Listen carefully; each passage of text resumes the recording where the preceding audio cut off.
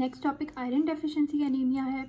Iron deficiency anaemia जो है वो सबसे ज़्यादा कॉमन है। It is due to decrease iron levels in blood, और आयरन लेवल्स डिक्रीज होने की वजह से हमारे पास एरिथ्रोपोइसिस भी डिक्रीज हो जाती है। अब हमारे पास एब्जॉर्प्शन जो होती है आयरन+3 फेरिक फॉर्म में होती है, जो हम डाइट में लेते हैं वो हमारे पास ड्यूडेनम में जाता है। मेन एब्जॉर्प्शन हमारे पास वहाँ होती है। It is converted into Fe+2 by the enzyme ferric reductase, और ये सेल में एंटर होते हैं आयरन जो हमारे पास लेवल्स होते हैं बाय DM1 ट्रांसपोर्टर। और हमारे पास जब ये वापस ब्लड में ट्रांसपोर्ट हो रहा होता है तो वापस ये जो होता है Fe+2 से Fe+3 फेरिक फॉर्म में कन्वर्ट हो जाता है। Fe+3 को हम फेरस बॉम्ब कहते हैं। और जो हमारे पास नॉर्मल स्टोर्स होते हैं वो 3.5 ग्राम मेल्स में होते हैं और 2.5 ग्राम्स फीमेल्स में होते हैं। अब आयरन क्या है, आयरन के अंदर हमारे पास जो होते हैं वो हीमोग्लोबिन में आयरन होता है, स्टोर्स होते हैं, और ये प्लाज्मा में फ्री फॉर्म में भी एग्जिस्ट करते हैं। अब आयरन डेफिशिएंसी एनीमिया जो है वो characterised by hypochromic microcytic anaemia. अब हमारे पास हीम का जो एक मॉलिक्यूल होता है हीम का, उसके अंदर हमारे पास 4 रिंग्स होती हैं। 2 अल्फा चेन्स होती हैं हमारे पास और 2 बीटा चेन्स होती हैं। अब दोनों चेन्स के अंदर दोनों अल्फा और दोनों बीटा के अंदर हमारे पास चार हीमोग्लोबिन के मॉलिक्यूल्स होते हैं, और 4 हीमोग्लोबिन के अंदर हमारे पास आयरन रिंग होता है, आयरन होता है, और हर किसी के अंदर एक ऑक्सीजन होता है। तो हमारे पास 4 ऑक्सीजन एटम्स होते हैं, 2 ऑक्सीजन मॉलिक्यूल्स। अब आयरन जो होता है हमारे पास हीमोग्लोबिन आयरन जो होता है हमारे पास 80% जो होता है हमारे पास फंक्शनल आयरन होता है,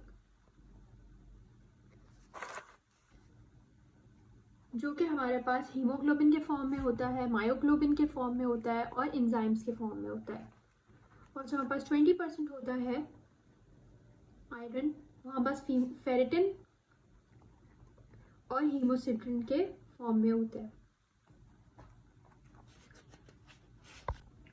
अब हमारे पास कुछ फैक्टर्स जो होते हैं जो आयरन के हमारे पास एब्जॉर्प्शन को फेवर करते हैं, जिसके अंदर हमारे पास आयरन अगर हमारे पास फेरस फॉर्म में हो, Fe+2 के फॉर्म में हो, एसिड्स के साथ अगर हम लें जैसे कि HCl, vitamin C, sugars, amino acids, और हमारे पास अगर हेप्सिडिन का लेवल सीरम में डिक्रीज्ड हो, प्रेगनेंसी एंड हेरिडिटरी हीमोक्रोमेटोसिस, इन सब की कंडीशंस के अंदर हमारे पास आयरन जो है उसकी जो है एब्जॉर्प्शन जो है वो हमारे पास इन्हेंस हो जाती है।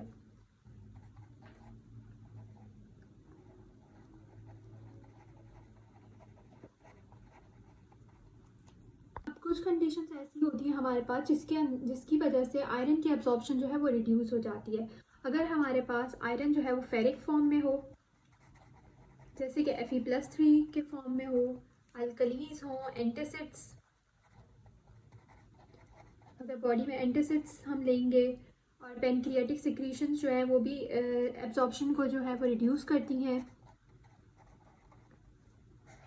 फॉस्फेट्स, कैफीन, टी, इन सब की वजह से भी एब्जॉर्प्शन जो है रिड्यूस होती है। तो अगर कोई आयरन सप्लीमेंट्स ले रहा है वो टी और कैफीन के साथ ना ले।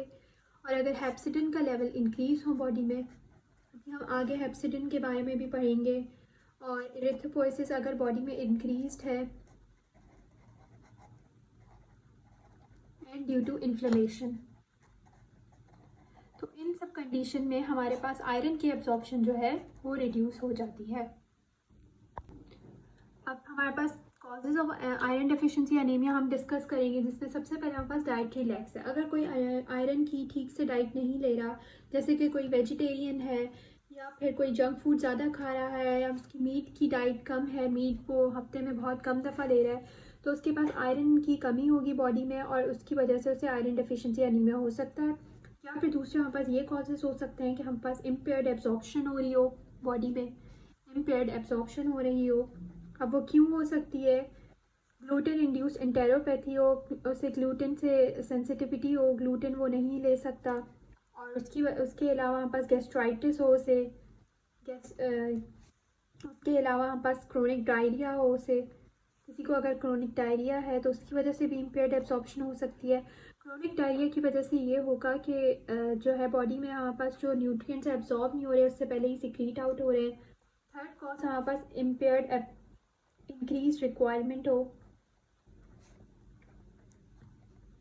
अब इंक्रीज रिक्वायरमेंट हमारे पास क्यों हो सकती है? अगर कोई इन्फेंट्स हैं, बच्चे हैं, ग्रोइंग इन्फेंट्स, तो उन्हें ज़्यादा रिक्वायरमेंट होगी आयरन की, जिसकी वजह से डेफिशिएंसी हो सकती है। और प्री मेनोपॉजल वुमेन,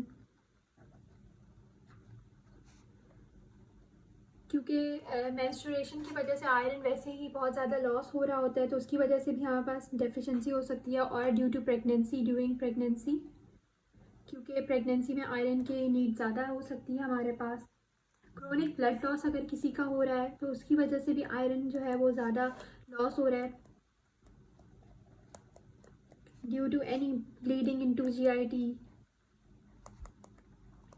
और due to any haemorrhage,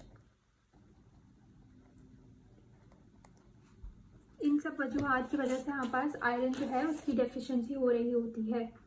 haemoglobin का एक स्ट्रक्चर जो होता है उसके अंदर हमारे पास चेन्स होती हैं। दो हमारे पास अल्फ़ा चेन्स होती हैं और दो हमारे पास बीटा चेन्स होती हैं। और इन सब के अंदर हमारे पास 4 जो होते हैं हीम के ग्रुप्स होते हैं और इनके अंदर हमारे पास आयरन होता है +2 फॉर्म में और जो है इरिवर्सिबली ऑक्सीजन के साथ बाइंड करता है। इस तरीके से हमारा एक हीमोग्लोबिन का स्ट्रक्चर होता है जो आरबीसीज के अंदर होता है।